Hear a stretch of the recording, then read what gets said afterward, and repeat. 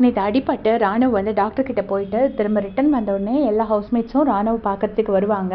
அப்போ ஜெஃப்ரி வருவார். முதல்ல ராணுவ 2 பேர் வந்தோடனே ராணுவ சொல்லுவாங்க, இல்லை வேணாம் மற்றவங்களாம் வர வேணான்னு சொல்லு அப்படிம்பாங்க. பட் அந்த டைமுக்கு எல்லாருமே வந்துடுவாங்க.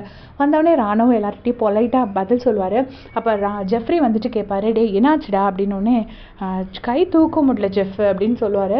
சொல்லிவிட்டு உடனே ஜெஃப்ரி கேட்பாரு, என்னது அப்படின்னோடனே திரும்பவும் கை தூக்க முடியல அப்படின்னு சொல்லுவாங்க. சொன்னோடனே ஓ இதான் உனக்கு ஃபஸ்ட் டைமா அப்படின்னு கேட்பாங்க. ஸோ நான் கூட ஜென்வினாக கேட்குறாங்க அப்படின்னு நான் நினச்சேன். ஏன்னா ஸ்போர்ட்ஸ் பர்சன்ஸ் அவங்களுக்குலாம் அடிக்கடி இந்த மாதிரி அடிப்படும். அதனால் இதுதான் உனக்கு ஃபஸ்ட் டைமா அப்படின்னு ஜெஃப்ரி கேட்குறாரு. ஆமாம் அப்படின்னு சொல்லி ராணுவ சொல்கிறாரு. சொன்னதுக்கப்புறமா எனக்கு சத்தியமாக தெரியல, அடிப்பட்ட நிலமையில எல்லாருமே இவ்வளோ பொலைட்டாக இருந்து பொறுமையாக பதிலெலாம் சொல்ல மாட்டாங்க. சில பேர் பார்த்திங்கன்னா தனக்கு அடிப்பட்டாலே வந்து கூட இருக்கிறவங்களுக்கு அதுக்கு சம்மந்தமே இல்லைன்னா கூட அந்த கோவத்தில் கத்துவாங்க. அதில் சம்மந்தப்பட்ட ஆள்கிட்ட இவ்வளோ பொறுமையாக ராணுவால் மட்டும்தான் பேச முடியும். இதே மாற்றி ஜெஃப்ரிக்கு அடிபட்டு இருந்துச்சுன்னா சௌந்தர்யா என்ன மாதிரி வந்திருப்பாங்க அப்படிங்கிறது தெரியும். அப்புறம் ஜெஃப்ரி வெளியில் வந்துட்டார். வெளியில் வந்ததுக்கப்புறமா நான் கூட இதான் ஃபஸ்ட் டைமான ஒரு கன்சர்னில் கேட்டார் அப்படின்னு நினச்சேன். வெளியில் வந்தப்புறமா சௌந்தர்யா சொல்கிறாங்க, ஃபஸ்ட் டைம் அடிபட்டிருக்குன்னா இதை பயங்கரமாக ஐயோ அம்மான்னு சத்தமாக கத்திருக்கணும், கத்தவே இல்லை அப்படின்னு சொல்கிறாங்க. ஸோ இந்த மாதிரி இவ்வளோ ஃபேக்காக எதுக்கு போய் பார்க்க போனாருன்னே எனக்கு தெரியல.